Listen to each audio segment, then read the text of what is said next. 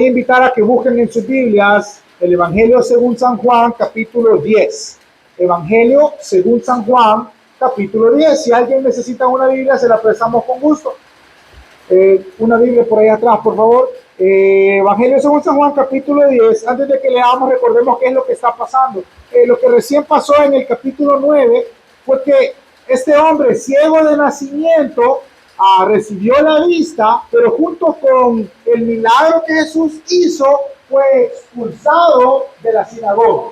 ¿Sí? Había recuperado su estatus social como un ciudadano en el pueblo, gracias a que ya podía ver, pero por seguir a Jesús, por creer en Jesús, fue expulsado de la sinagoga. En el contexto de eso que pasó, del milagro de Jesús sanando a este ciego en un día de reposo, surge el capítulo 10, en el que Jesús va a hablar en una parábola al pueblo.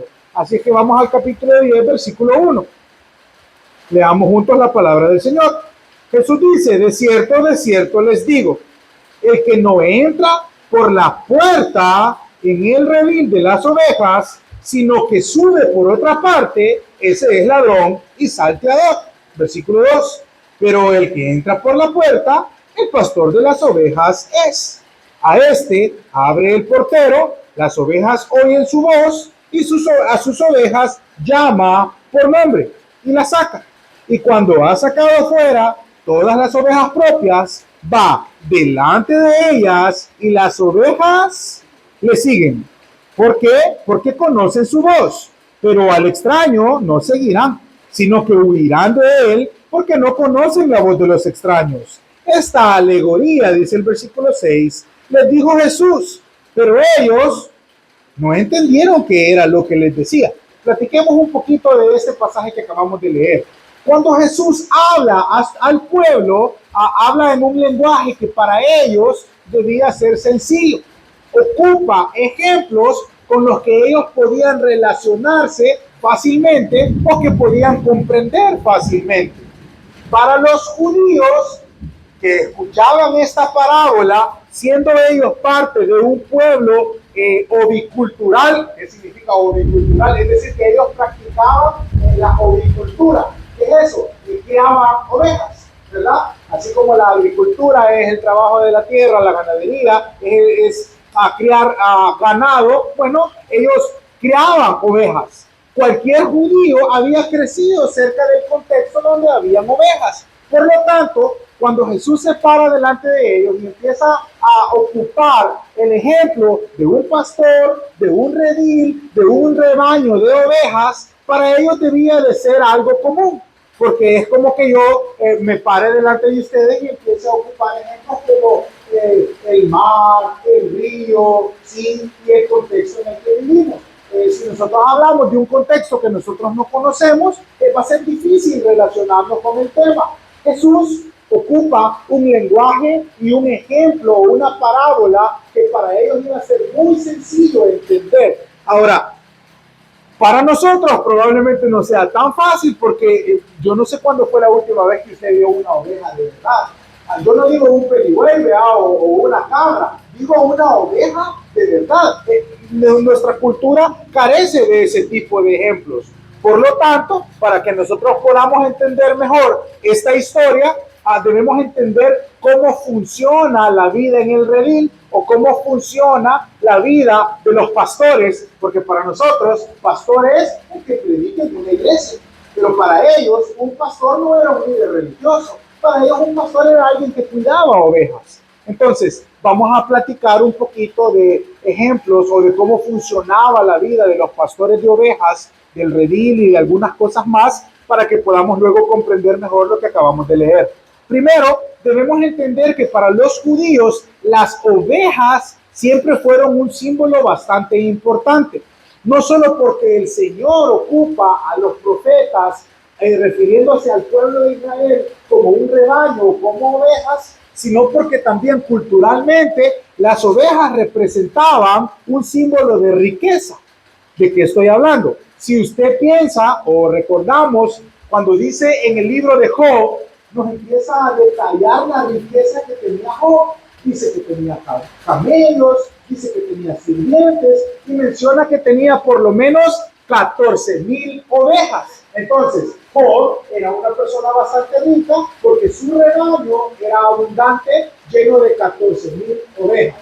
Cuando nosotros vamos más adelante en la historia del rey Salomón, dice que cuando Salomón construyó el templo de Dios y lo dedicó, es decir, en la inauguración formal del templo que Dios le había permitido a Salomón construir, escuche esto, Salomón sacrificó en holocausto a Jehová 120,000 ovejas. Fue un sacrificio, una ofrenda que Salomón estaba, porque las ovejas representaban algo para el pueblo de Israel. Entonces Jesús, al hablar de ovejas, todos prestaban atención. Cuando Jesús decía las palabras pastores, el redil, el salteador, ellos entendían. Entonces, para que nosotros lo comprendamos mejor, además de lo que ya les he contado, vamos a contextualizar por lo menos 3 términos. El primero es el trabajo del pastor. Insisto, no el pastor que predica como líder religioso, sino el pastor que cuida un rebaño de ovejas. Vamos a entender el término de redil, ¿verdad? Esos son apuntes que ustedes están tomando, pastor, redil y finalmente ladrones. ¿Verdad? Con los ladrones va a ser fácil que nos identifiquemos porque eso sigue existiendo, ¿verdad? Donde sea que estemos. 3 términos que debemos entender. Primero, aprendamos un poquito de qué hacían los pastores o cómo funcionaba la vida de un pastor en aquel entonces. La descripción del puesto de un pastor era una persona contratada por el dueño del rebaño. No todos los pastores eran dueños de los rebaños. ¿Por qué? Ya les acabo de decir. Los rebaños o las ovejas eran símbolo de riqueza. El trabajo de un pastor no era un trabajo de un estatus social alto. Al contrario, ¿verdad? Los pastores eran personas generalmente humildes. Pongamos un ejemplo. 2 grandes líderes, hablando de pastores, 2 grandes líderes, o más bien dicho, los 2 más grandes líderes del Antiguo Testamento para los judíos tuvieron el oficio de pastor. David, el rey, era pastor de ovejas. Moisés, antes de liberar al pueblo en su época en la que huyó de Egipto, también era pastor de ovejas. El trabajo de un pastor es, en pocas palabras, cuidar, alimentar, guiar y proteger un rebaño de ovejas. Entendemos tal vez por qué. Es que hoy, en términos eclesiásticos o religiosos, el trabajo del pastor sigue siendo el mismo, ¿verdad? Cuidar, alimentar, guiar y proteger a las ovejas que no le pertenecen al pastor de la iglesia, sino que le pertenecen al dueño del rebaño, ¿sí? Pero el trabajo de un pastor en aquel entonces era ese, asegurarse que las ovejas estuvieran sanas, bien alimentadas, bien cuidadas, protegidas y reproduciéndose, ¿verdad? Que estuvieran creciendo, y que el propósito de tener un rebaño es que un rebaño bien cuidado, una cierta cantidad de ovejas saludables se reproducen y van creciendo. Atémoslo con la vida actual. Es decir, que cuando nosotros como ovejas del Señor estamos en buena salud, vamos a producir otras ovejas u otros creyentes del Señor. ¿Sí? Eso es una nota aclaratoria en medio de nosotros, pero cuando la iglesia está saludable, la iglesia está creciendo. ¿Sí? Entonces, ese era el trabajo del pastor. Un pastor en su caja de herramientas, o más bien dicho en su cinturón, podía tener en su indumentaria por lo menos 3 cosas. La primera era una hundilla. La hundilla servía o bien para advertirle a una oveja que no se saliera, ¿verdad? Las ovejas se mueven en rebaño, juntitas, pero siempre las ovejas más jóvenes son un poquito más tetas o un poquito más rebeldes. Entonces nunca faltaba esa oveja joven que se quería apartar del rebaño y el pastor tenía que lanzar una piedra con la hundilla para advertirle a la oveja que no debía apartarse de donde estaba. También servía como protección para ahuyentar cualquier animal o cualquier amenaza que pudiera haber dentro del rebaño. Además de la hondilla, el pastor siempre andaba un cuerno lleno de aceite. En aquel entonces no existían los Yeti, ¿verdad? Ni las botellas esas que existen hoy, sino que ellos cargaban los líquidos en cuernos. Entonces, este cuerno que el pastor cargaba estaba lleno de aceite. El aceite servía, entre otras cosas, para higienizar o sanitizar las naricitas de las ovejas. Cuando una oveja tenía una herida, una de las partes más sensibles es la nariz, ¿verdad? O la parte del rostro. Cuando tenían una herida, el trabajo del pastor era ungir a la ovejita con ese aceite, y ese aceite era como un ungüento que limpiaba la herida y que evitaba que se infectara. Dicen que cuando una oveja tiene una infección en su nariz, normalmente había huevos de moscas, ¿sí? Entonces esos huevos de moscas hacen nido dentro de la oveja, y esa oveja tiene una comezón o una picazón por dentro y no encuentra otra forma más que empezar a buscar dónde rascarse, ¿verdad? Entonces, el aceite no solo, escuche, el aceite limpiaba, el aceite evitaba infección y aliviaba la picazón. ¿Se da cuenta cómo sabemos que el aceite tiene una representación con el Espíritu Santo, verdad? Entonces, el aceite que el Espíritu Santo representa nos limpia, nos protege y alivia nuestros malestares. Además, escuche esto, es bastante interesante la vida de las ovejas. Cuando dos ovejas machos se ponían en pleito, no importa si eran macho o hembra, pero generalmente los machos se ponían en pleito, dice que de repente las ovejas se comportaban como cabras. La naturaleza de las ovejas no es chocar cabezas, esa naturaleza es de las cabras. Entonces, cuando la oveja tenía una crisis existencial y creía que era cabra, empezaba a golpearse la cabeza junto con otra oveja. El aceite servía para evitar que se lastimaran. Cuando las dos ovejas eran ungidas con ese aceite y ellas se chocaban las ovejas, las cabezas, perdón, se deslizaban, evitando que se lastimaran. Esa era la función del aceite en aquel entonces. Se da cuenta cómo todas estas cosas tienen una relación con el Espíritu Santo, ¿verdad? Cuando nosotros, que somos ovejas del Señor, nos comportamos como cabras y empezamos a querer pelear con nuestro prójimo, es el Espíritu Santo el que disminuye la fricción entre las ovejas del Señor. Oiga, es bastante interesante, ¿verdad? Y podríamos seguir platicando un montón, pero creo hasta ahí para entender el trabajo del pastor y más o menos el comportamiento de las ovejas. Ahora hablemos acerca de el redil. El redil, en un español más propio, es una especie de corral, ¿verdad? Un corral que bien podía ser de dos tipos. El primer tipo es un redil en el campo. Cuando los pastores, especialmente en la época del verano y de la sequía, los pastores tenían que caminar a las montañas o a las partes más altas para poder encontrar buen pasto para las ovejas. Ahora, esas expediciones o esos viajes no era, me voy a las 5 de la mañana y regreso a las 4 de la tarde. Podían durar días, semanas o incluso una buena temporada. Pero por la noche el pastor debía improvisar un redil donde sea que estuviera. ¿Para qué? Para que las ovejas pudieran estar seguras juntas en el verano. Entonces improvisaba una especie de corral y él se quedaba ahí en la entrada. Ese era un tipo de redil. Había otro tipo de redil que era un redil en el pueblo, que era un redil comunitario. Entonces, había varios rebaños. Por lo tanto, había varios pastores.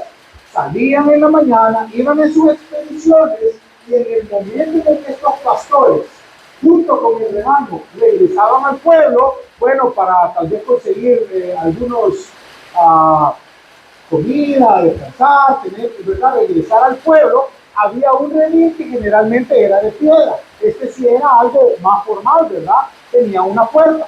Entonces, todos los pastores traían a sus rebaños, los dejaban en el redil, ahí pasaban la noche diferentes rebaños. El pastor podía ir a su casa, podía descansar, podía hacer algunas otras cosas, y el siguiente día, en la mañana, el pastor regresaba, entraba al redil. Ahora, en la puerta había un pastor que había sido designado para guardar los rebaños durante la noche. En la mañana, usted venía, ¿verdad? Por supuesto que este portero, pastor portero, ¿verdad? Y lo identificaba a usted como pastor, le dejaba entrar, pero cuando el pastor entraba, había varios rebaños. y entenderá, en la noche de las ovejas se habían hecho nudo, ¿verdad? Se habían confundido todos los rebaños. Entonces, el pastor, que de todo el tiempo que había pasado con sus ovejas en el campo, las había visto crecer, las había educado, las conocía. Seguramente tenían nombre también, mire, así como nosotros le ponemos nombre a nuestras mascotas, bueno, el pastor le ponía nombre a cada una de las ovejas y las conocía. Nosotros vemos ovejas y las vemos todas iguales. El pastor no, el pastor conocía sus ovejas por nombre y las tenía perfectamente identificadas. Pero, ¿qué trabajo más difícil sería que el pastor vaya una por una? No, tiene que dos ovejas, después allá. Entonces, lo que hacía es que él tenía un llamado distintivo. También podía ser un canto, una palabra o un silbido. Entonces, cuando el pastor hacía el sonido distintivo de su rebaño, entre todas las ovejas que estaban dispersas, solamente las que eran de él ponían atención, escuchaban la voz de su pastor y salían. Entonces el pastor no tenía que andarla buscando, sino que se ponía delante de los varios rebaños, las llamaba y ellas venían. Si alguna se quedaba, la llamaba por nombre y le decía, hey, Lambi, ¿verdad? Venga, Lambi, y la llamaba y Lambi venía y ya entonces el rebaño estaba completo y podían salir. Ese era el trabajo del redil. Ahora, el redil representaba seguridad por la noche, pero al mismo tiempo representaba un riesgo. ¿Por qué? Porque para los ladrones, en este elemento del que estamos hablando, era bastante llamativo saber de que ahora no hay solo 10 ovejas, sino que hay 300. Por lo tanto, si nos robamos unas cuantas, también no se dan cuenta. El problema es que había un pastor pidiendo la entrada por la puerta. Por lo tanto, los ladrones tenían que idearse una metodología para poder robar. Llegaban dos, uno le daba empujón al otro, ¿verdad? Se subía al muro del redil, se saltaba y tenían que hacerlo con velocidad, matar cuantas ovejas pudiera, cortándole el cuello, y una vez estuvieran muertas, las aventaba por encima del muro para que su compañero que estaba afuera las recibiera y luego poder salir y llevarse las ovejas que se habían robado. Cuando un judío leía la parábola, que estamos a punto de volver a leer después de esta explicación, entendía todo lo que yo le acabo de decir.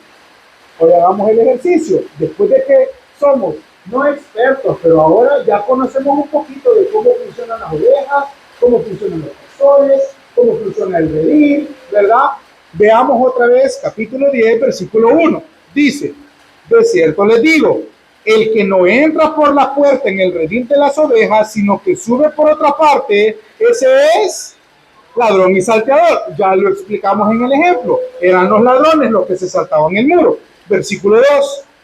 Pero el que entra por la puerta, el pastor de las ovejas es. A este abre el portero y las ovejas oyen su voz y a sus ovejas llama por nombre y las saca. Y cuando ha sacado fuera a todas las ovejas propias, ¿va dónde? Va delante de ellas y las ovejas le siguen porque conocen su voz. Pero al extraño no seguirán, sino que huirán de él porque no conocen la voz de los extraños. Esto le dijo Jesús, pero ellos no entendieron lo que les quería decir. Vamos al versículo 7. Entonces, pausa antes de que sigamos leyendo. Como no lo entendieron la primera vez y Jesús se había propuesto que él debía enseñarle algo por medio de esta enseñanza, dice, se lo volvió a decir. Y cuando lleguemos a una aplicación, vamos a detenernos ahí, en esa paciencia que el Señor tiene, que cuando Dios me quiere enseñar algo, Él se va a encargar y va a hacer todo lo que sea necesario porque yo lo entiendo, ¿verdad? Entonces, como no lo entendieron, Jesús no les dice, ay, ustedes sí son duros, ¿verdad? Ahí vean qué hacen. No, Jesús no los deja con la duda, sino que se los vuelve a explicar con otras palabras. Volvió pues Jesús a decirles, versículo 7, de cierto les digo, yo soy la puerta de las ovejas. Todos los que antes de mí vinieron eran ladrones y salteadores, pero no los oyeron las ovejas. Yo soy la puerta. El que por mí entrare será salvo. Entrará y saldrá y hallará pastos. Pausa. Algo que no les expliqué fue esto. Bueno, se lo expliqué de pasadita. Dijimos que durante la noche había un pastor que era el portero y que estaba en la entrada del redil vigilando de que nadie entrara ni nadie saliera, a menos que fuese alguien que estuviera autorizado. Les cuento, en aquel entonces no existían los portones, ¿verdad? Ni las puertas. El redil tenía un espacio abierto. ¿Sabe quién era la puerta? El pastor que estaba cuidando se tenía que sentar en la puerta de tal manera que si alguien quería entrar, tenía que...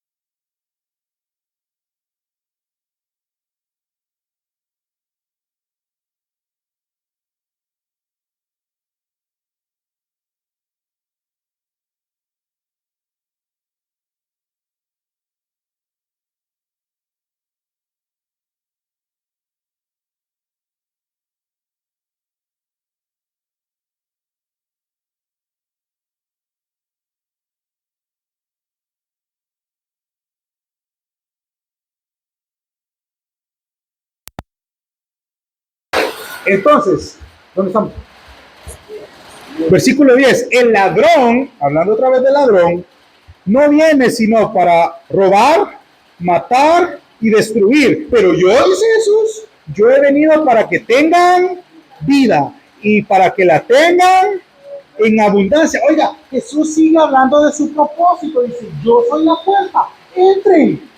Acuérdense que acabamos de expulsar a un hombre, ¿sí? Jesús está abriendo la puerta. Dice, yo soy la puerta.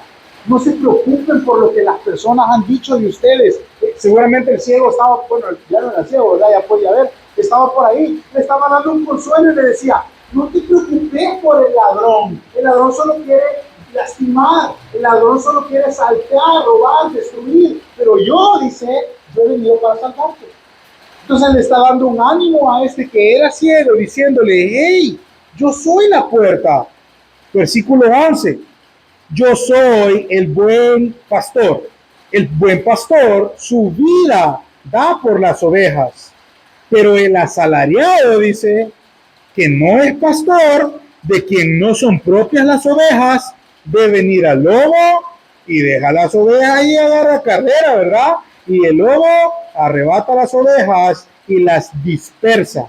Así que, versículo 13, el asalariado huye, porque es asalariado, no le importan verdaderamente las ovejas. Versículo 14, yo soy el buen pastor, conozco mis ovejas y mis ovejas me conocen, así como el Padre me conoce y yo conozco al Padre y pongo, dice, mi vida por las ovejas. Versículo 16, también tengo otras ovejas que no son de este redil, aquellas también debo traer, oirán mi voz, habrá un rebaño, un pastor, por eso me ama el Padre, porque yo pongo mi vida para volverla a tomar. ¿Para volver a tomar el qué? Les pregunto yo a ustedes. ¿El qué? ¿Para qué? Para resucitar, ¿qué dice usted? Al que está descarrilado. Sí. Dice, pongo mi vida para volverla a tomar. Está hablando de la resurrección, ¿verdad? Dice, versículo 17, por eso me ama el Padre, porque yo pongo mi vida para volverla a tomar. Versículo 18, escucha esto que dijo Jesús, nadie me la quita, sino que yo mismo la pongo. Tengo poder para ponerla y tengo poder para volverla a tomar. Este mandamiento recibí de mi Padre. Oiga, Jesús está diciendo, yo voy a morir, pero es mi voluntad morir. Y yo siempre, cuando estamos en esa semana de la resurrección, yo digo, hey, a Jesús no lo mataron, no nos equivoquemos. No es que el plan se salió de control y Jesús terminó muerto. Ese era el plan desde el principio. Él entregó voluntaria y gustosamente su vida por usted y por mí. Y aquí lo está diciendo. Es más, habla de un redil adicional que somos nosotros, los gentiles. Porque él está hablando al redil del pueblo de Israel y dice, bueno, hay otro redil, hay otro rebaño, hay otro grupo de ovejas que yo necesito rescatar. Somos nosotros, ¿verdad? Jesús dice, nadie me la quita, sino que yo mismo la pongo. Tengo poder para ponerla y poder para volverla a tomar. Este mandamiento recibí de mi Padre. Versículo 19. Volvió a haber discusión entre los judíos por estas palabras. Y muchos decían, este está loco, tiene un demonio, está fuera de sí. ¿Por qué lo escuchan? Y otros decían, estas palabras no son de un endemoniado. ¿Puede acaso el demonio abrirle los ojos a los ciegos? Y ahí termina la historia que vamos a estudiar hoy. No tenemos tiempo de avanzar un poquito más. Estas son las palabras de Jesús. Ahora vamos a platicar de unas cuantas aplicaciones que tal vez pueden servirnos a partir de esta historia que acabamos de leer. El primer punto que necesito resaltar es, mire, qué bien se siente ser amado y conocido por Dios. Cuando Él dice, yo conozco a mis ovejas, cuando Él dice, yo doy mi vida por mis ovejas, Él está hablando de esa relación especial que Él tiene con nosotros como sus ovejas. ¿Saben? Hay algo que se me escapó cuando les estaba contando el trabajo del pastor. No les hablé acerca de la vara y el cayado. ¿Sí? El pastor siempre anda una vara y un cayado. La vara es la parte recta, el cayado es el gancho que tiene así. El gancho sirve para jalar una oveja cuando se está descarrilando. Le pega un jalón, ¿verdad? Aquí por el cuellito, la agarra y la regresa en un gancho, ¿verdad? La regresa al redil. Pero cuando una oveja, generalmente las ovejas más jóvenes, las ovejas mayores, pues ya saben que tienen que obedecer al pastor. Las ovejas mayores saben que necesitan escuchar la voz del pastor y que el pastor está ahí para cuidarlos.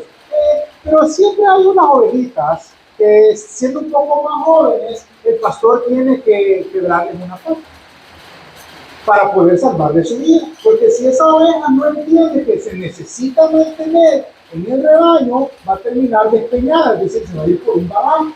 Entonces el pastor, escuchen, el pastor con el dolor de su alma y su corazón tiene que quedarle la patita a la oveja y esa oveja ya no puede caminar por sí misma. No sé si han visto alguna vez las fotos del pastor y el pastor anda con la oveja en el hombro. Esa oveja que el pastor anda en el hombro es una oveja que tiene la pata quebrada. El pastor tuvo que quebrarle la pata porque de lo contrario iba a terminar muerta, pero en ese tiempo que la oveja anda quebrada, nunca había estado tan cerca de su pastor como cuando tuvo la pata quebrada. Esa relación se intensifica entre el pastor y la oveja porque el pastor tiene que cuidarla, el pastor tiene que amarla de una manera especial, el pastor tiene que curarla constantemente y a donde va el pastor va la oveja. Entonces, ven un poco la analogía, ¿verdad?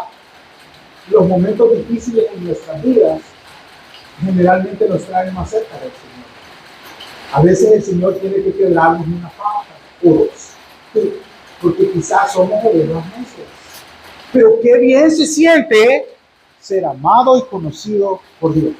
Qué bien se siente saber que entre las 3,000 ovejas que hay en el redil, el pastor conoce a todas y cada una de sus ovejas, aun cuando todas parecen ser iguales, las conoce y las conoce por nombre. ¿Sí? Escuche, el Señor nos conoce. Qué bendición saber que un Dios todopoderoso, dueño y creador del universo, me conoce y me ama. Sabe mis pensamientos. Mire, ahí está ese versículo que dice que los pensamientos del Señor acerca de mí son más abundantes que la arena que hay en el mar. Usted ha ido al mar, ¿verdad? ¿Cuántos granitos de arena hay en el mar? Bueno, la Biblia dice que sus pensamientos hacia mí y hacia usted y usted y usted son más abundantes que toda la cantidad de arena que hay en el mar. Así me ama el Señor y que bien se siente. Saber que me conoce. Saber que Él entiende. Oiga, ¿Usted no cree que ese pastor llora junto con la oveja cuando anda ahí patoneando? Ama a la oveja, ¿verdad? Ese es el punto número uno. Segundo punto, el verdadero líder va adelante. El verdadero líder guía con el ejemplo.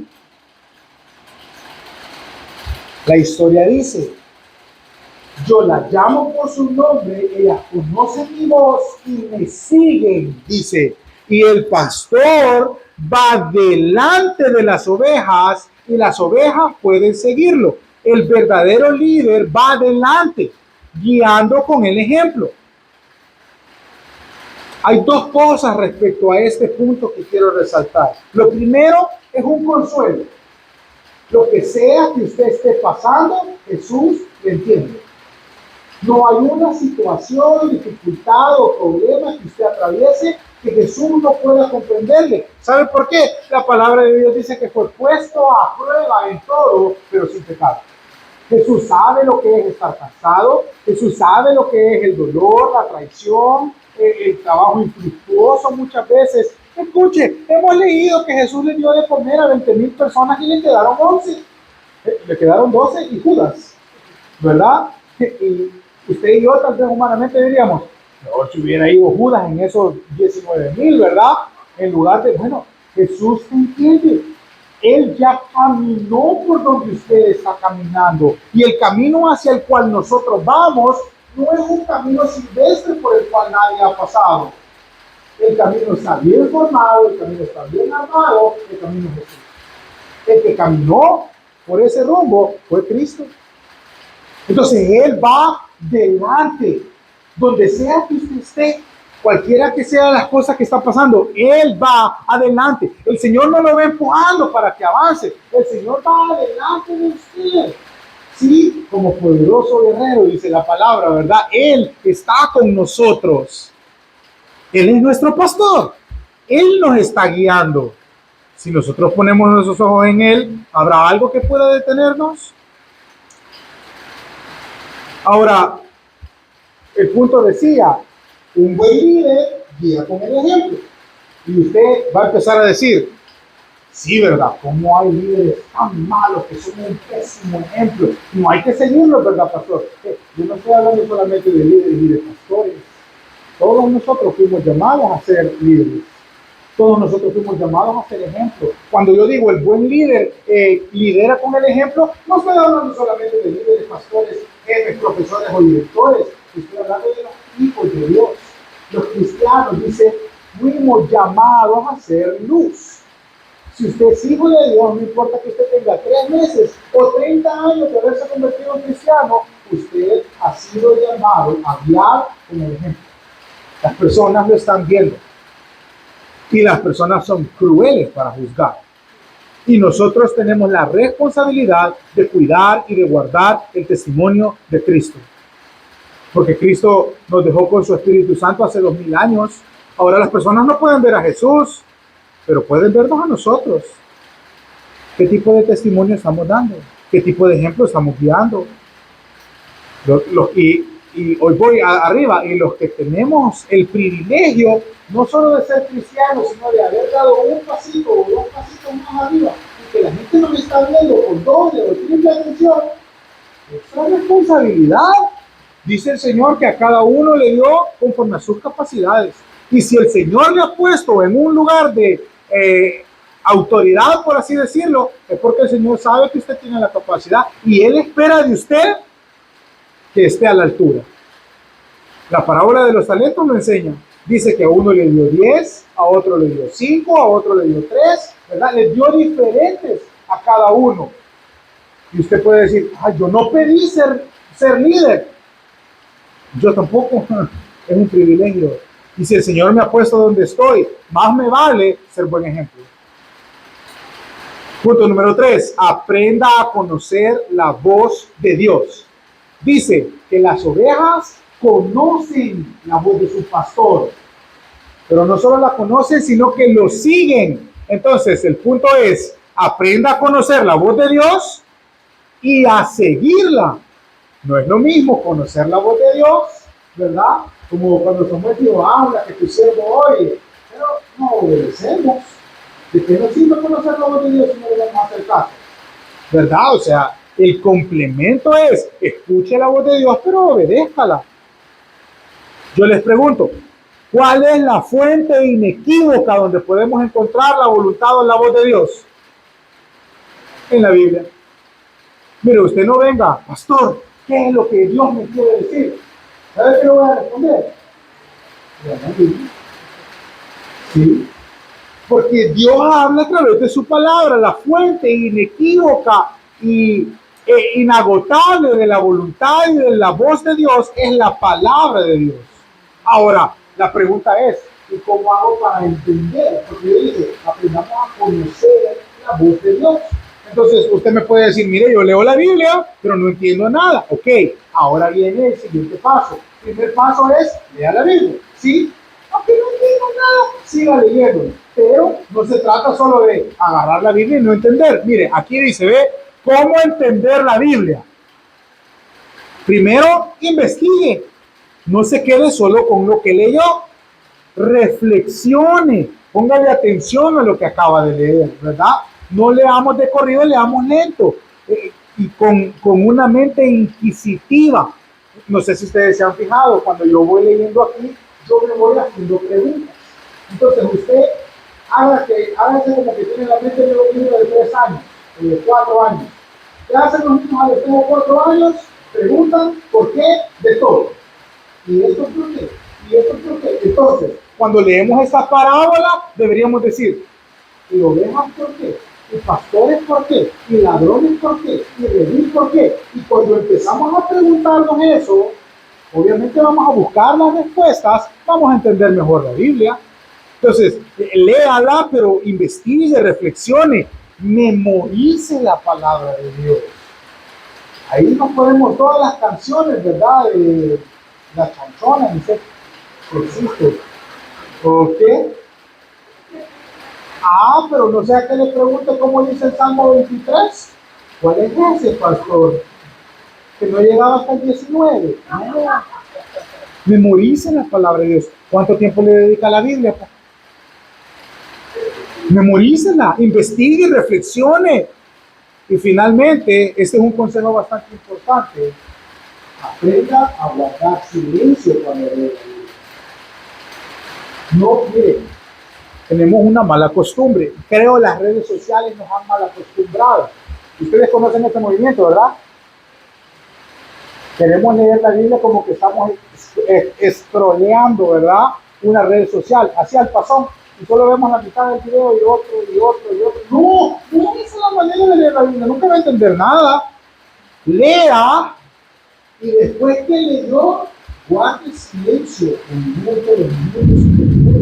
Pero si usted lee la Biblia y después de leer la Biblia, agarra el teléfono, empieza a ver una cosa y otra cosa, te manda un mensaje, se pone a trabajar. Oiga, para entender la Biblia, usted tiene que apartarle un tiempo especial a la Biblia. Y es en el silencio donde el Señor habla. Lea la Biblia, ore, lea la Biblia y espere. Tenga paciencia. Y vuelva a leerla. Y quédese callado. Y deje que su corazón, deje que el Espíritu Santo que habita en usted hable. Mire, muchas veces nos relacionamos con personas, y no a veces porque yo creo que soy de esas personas. Y cuando hay una conversación entre dos personas, hay uno que se apodera de la conversación, ¿verdad? Y empieza a hablar, ¿y qué pensar? Pero es que y nunca lo deja hablar. Como caemos mal, digo caemos porque yo puedo llegar a ser de ese tipo de personas que no se callan nunca. ¿Será que somos así con el Señor y por eso no lo escuchamos? Porque tenemos tantas cosas que decir y tenemos muy pocas ganas de escuchar lo que el Señor tiene para decirnos. Guardemos silencio delante del Señor. Aprendamos a escuchar lo que Él quiere hablarnos en su palabra. Siguiente, voy rápido porque ya me pasé del tiempo. Punto número 4, cuando Dios se propone algo, lo va a cumplir. Y en esta historia vemos que Jesús está determinado a que ellos entiendan que Él es el buen pastor. Entonces nos da esa explicación que dice, les contó la historia y no entendieron nada. Entonces Jesús dice, ok, te lo voy a explicar con manzanas. Mire, esta parte de Dios es fantástica porque qué paciencia tiene para explicarnos y repetirnos lecciones que debimos haber aprendido tiempo atrás. ¿Cuántas oportunidades más nos va a dar el Señor? Pero también le voy a decir otra cosa. Cuando Dios quiere enseñarnos algo y nosotros somos tercos o testarudos y sabemos que Dios quiere que aprendamos esto y nosotros en rebeldía completa nos negamos a aprenderlo, eso es casi como cuando un niño está poniendo a prueba a su papá a ver qué tan firme va a ser en sus decisiones. ¿Se ha fijado que los niños hacen eso, verdad? Empiezan a decir, voy a probar a ver hasta dónde me permite. Usted no juegue un curso de fuerza con Dios, porque si Dios le quiere enseñar algo, se lo va a enseñar, aun cuando le tenga que quebrar el pie. A mí me lo quebró literalmente, yo ya les he contado esa historia. Yo tenía algo que aprender y me negaba a aprenderlo. Bueno, me tuvo que quebrar el pie. Ahí tengo 6 tornillos que no le recuerdo de esa enseñanza. Pregúnteme si se me olvida. Porque cuando Dios se propone que yo aprenda algo, que usted aprenda algo, es que no lo va a dejar en paz hasta que lo aprenda. Porque Dios no se da por vencido. Dios no se rinde. Dios no va a decir, vamos, finalmente, ¿qué haces? No, eso sería irresponsable de parte de un padre. Un padre va a hacer todo lo que esté a su alcance para enseñarle y criar bien a su hijo. Y Dios es un buen padre. Él no nos va a dejar ahí a que nos destruyamos y a que nos curamos. Nos va a enseñar lo que necesitamos aprender. Gracias, Señor, porque no te has rendido conmigo, ni con los que estamos aquí. Qué paciencia, ¿verdad? 5. Solo hay una puerta. ¿Quién es la puerta? Jesús. No hay otra puerta, no hay otro camino. Él es el camino, la verdad y la vida. Él es la puerta, Él es el agua viva, Él es el pan de vida, Él es el descanso, Él es todo lo que necesitamos. Punto número 6. Cuidado con el ladrón. ¿Cuál es el trabajo del ladrón? Robar, matar y destruir. Escuche, ese es el trabajo de Satanás, no es mío, ni es suyo. Identifique las áreas de su vida o los momentos de su vida en los que usted, en lugar de estar abonando o ayudando a alguien, usted está robándole la bendición y el buen ánimo a esa persona. Usted está destruyendo lo que otras personas están intentando construir. Ese es el trabajo de Satanás, no el de nosotros. Tenga cuidado con el ladrón. ¿Se acuerdan que estudiamos hace 1 o 2 semanas? Y usted dice, ¿de quién es? Dice, el que es hijo de Dios, las obras de Dios hace. El que es hijo de Satanás, dice, las obras de Satanás hace. Y aquí nos está diciendo, el trabajo de robar, de matar, de destruir, ese no es trabajo de los hijos de Dios, ese es trabajo del enemigo. No le ayudemos, que se esfuerce, ¿verdad? Nosotros haciendo el trabajo por el diablo, no, hombre. Punto número 7. Cuando la motivación es el dinero, las cosas no van a salir bien. Jesús dice, no, hombre, el pastor asalariado va a salir perdiendo el primer problema, ¿verdad? Mire, cuando la motivación es el dinero o las cosas de este mundo, usted nunca va a avanzar. Porque este mundo nunca va a poder darle cosas eternas. Y nuestras almas anhelan cosas eternas. El dinero es temporal. Los placeres de este mundo son pasajeros. Y lo dice la palabra, el mundo pasa y sus deseos. Pero la palabra de Dios, el que hace la palabra de Dios, permanece para siempre. ¿En qué está enfocado usted? ¿En las cosas de este mundo, en la satisfacción instantánea, o usted está pensando en la eternidad? Punto número 8 y ya casi vamos terminando. Dios ama a los que aman a su pueblo y se sacrifican por él. Decía el versículo, por eso me ama mi Padre, dice, porque yo doy mi vida por las ovejas. Entonces, estamos aprendiendo. Dios ama a los que aman a su pueblo y se sacrifican por él. ¿Cuántos quieren ser amados por Dios? Levanten la mano. Digo, ya somos amados, de tal manera nos amó y nos salvó. Pero ¿cuántos quieren que Dios los ame más todavía? Claro, ¿verdad? El amor de Dios debería ser algo importante para nosotros. Ame a su prójimo. ¿Quiere usted que el amor de Dios aumente hacia usted? Ame a su prójimo. Mire, le voy a poner un ejemplo. Yo sé que la mayoría de ustedes no son papás, pero no hay nada más satisfactorio y gratificante para un papá que ver que otras personas aman a sus hijos.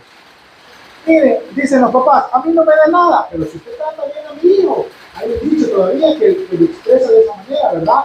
Cuando nosotros amamos a los hijos de los padres, esos padres están complacidos en un agradecimiento que no tiene comparación. Ahora imagínense a Dios. Mire, si nosotros somos tan valiosos para Dios que mandó a Jesús a morir por nosotros, ¿cree usted que Dios se va a complacer con que usted ande maltratando al hijo de Él que vale la sangre de Cristo? No, hombre, si el trabajo es que nos amemos los unos a los otros, es un círculo sin fin. Cuando nosotros amamos a Dios, vamos a amar a nuestro prójimo. Cuando nosotros amamos, mire, círculo infinito. El amor empieza en Dios. Dios me amó. Como Dios me amó, yo le voy a amar a Él, voy a amar a mi prójimo. Cuando yo amo a mi prójimo, el amor de Dios aumenta para mí. Cuando el amor de Dios aumenta para mí, lo lógico es que mi amor hacia Dios aumente y también mi amor al prójimo. Y es un círculo que va creciendo y va creciendo y se trata del amor. ¿Quiere ser amado por Dios? Ame a su prójimo. Finalmente, agrade a Dios rindiéndose de manera voluntaria. Jesús nos lo enseña en este pasaje. Dice, Él honró a su Padre yendo a la cruz de manera voluntaria. Si usted verdaderamente quiere agradar a Dios, renuncia a usted mismo. Es un amor sacrificial. Lo que sea que Dios te esté llamando a hacer, no tardes en cumplirlo. La voluntad de Dios se va a cumplir, llueve, truene, relampaguee. Y si Dios está llamándote a hacer algo, adivina qué es lo que va a pasar en su vida. La voluntad de Dios. Tenemos dos opciones. Ir a la cruz doblegado y con la pata quebrada, o ir a la cruz como Jesús nos enseñó que fue. Dice otra vez el versículo, haya pues en ustedes el mismo sentir que hubo en Cristo. No tomó la forma de Dios como algo a que aferrarse, renunció a sí mismo y fue obediente hasta la muerte, y muerte de cruz. Sigamos el ejemplo del buen pastor. Muramos con Él para que vivamos con Él. Amén. Padre, te damos gracias, Señor, por tu palabra y gracias por ser nuestro buen pastor, Señor. Gracias por dar tu vida, enviar a Jesús para que diera su vida por nosotros, Señor, por darnos el ejemplo, por ir delante de nosotros, Señor, por conocernos, por amarnos, por no rendirte, Señor, aun cuando nosotros somos la oveja más necia, Señor, que quizás tu rebaño ha visto, Señor. Tú no te rindes y permaneces siendo fiel, Padre. Nos ponemos en tus manos, pidiéndote que sea tu Espíritu Santo guiándonos en cada paso del camino, Señor, en el nombre de Jesús. Amén. Mañana jueves de machos, tenemos una